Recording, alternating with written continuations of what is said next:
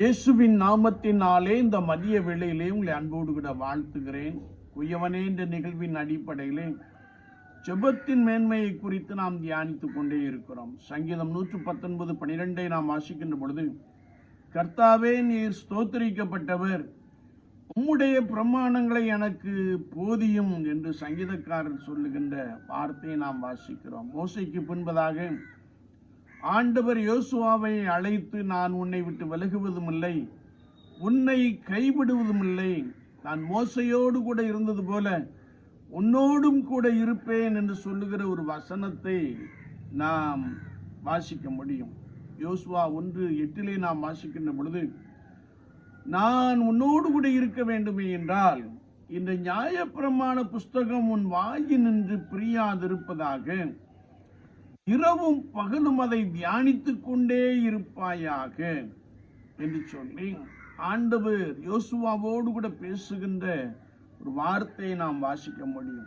நீ இதை தியானிப்பது மாத்திரமல்ல, இதை விட்டு விலகாமல் வலதுபுறம் இடதுபுறம் சாயாமல் நீ நடப்பாயாக. அப்படி நீ நடந்தால் நீ போகும் இடமெல்லாம் உன் தேவனாகிய கர்த்தர் உன்னோடே இருக்கிறார் என்று சொல்லுகிற ஒரு வார்த்தையை நாம் பலமாய் வாசிக்க முடியும்.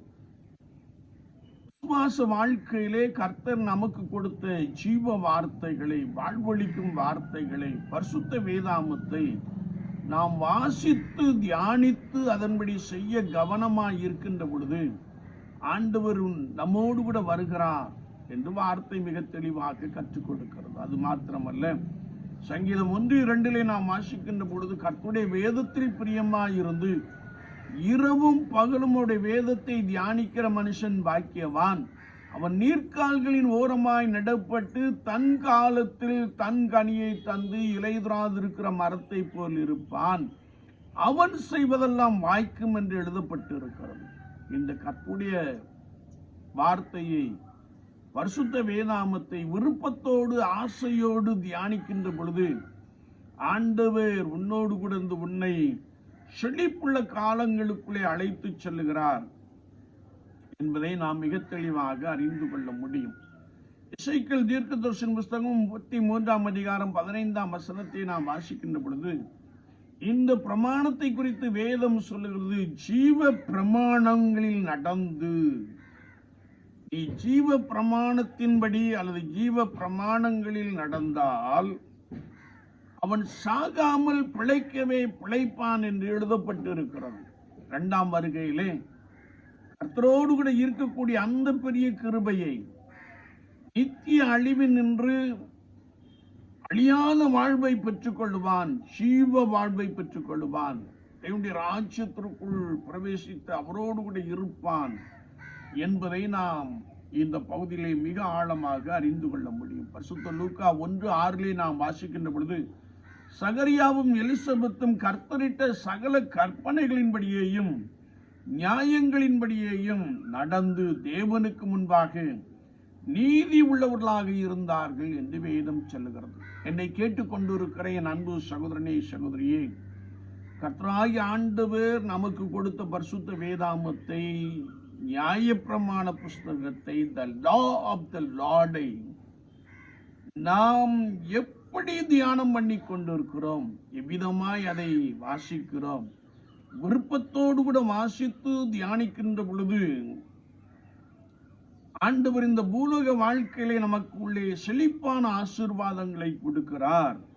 அது மாத்திரமல்ல, நாம் நடக்க வேண்டிய வழியை நமக்கு காண்பிக்கிறார். அவர் நம்மோடு கூட இருக்கிறார். இன்னும் நாம் அதிகமாய் சொல்ல வேண்டுமே என்றால், எசேக்கியேல் தீர்க்கதரிசி சொன்னபடி இந்த ஜீவ பிரமாணங்களில் நடந்தால் நீ சாக மாட்டாய். ஆண்டவர் உனக்கு ஒரு மறுவாழ்வு கொடுக்கிறவராக இருக்கிறார். இந்த உலக வாழ்க்கைக்கு பின்பதாக இயேசு கிறிஸ்துவின் 2ஆம் வருகையிலே அவரோடு கூட இருக்கக்கூடிய அழிவில்லாத ஒரு வாழ்வை, அசைவில்லாத ஒரு ராஜ்யத்தை நீ பெற்றுக்கொள்ளுகிற ஒரு நபராக காணப்படுகிறாய். இந்த பரிசுத்த ஜீவ வார்த்தைகளை, இந்த ஜீவ பிரமாணத்தை நாம் நித்தமும் விருப்பத்தோடு கூட வாசித்து தியானித்து அதன்படி செய்ய சாபதனமாய் இருக்கிறோமா? அதன்படி நடக்கிறவர்களாக நாம் காணப்படுகிறோமா? சற்று நம்மை நாமே ஆராய்ந்து பார்ப்போம். அப்படி நடந்து நாம் ஆண்டவரை நோக்கி பார்க்கின்ற பொழுது, உம்முடைய பிரமாணங்களை எனக்கு போதியும் என்று கேட்கின்ற பொழுது, ஆண்டவர் பிரமாணங்களை நித்தமும் உங்களுக்கு கொடுத்து போதிக்கிறார்.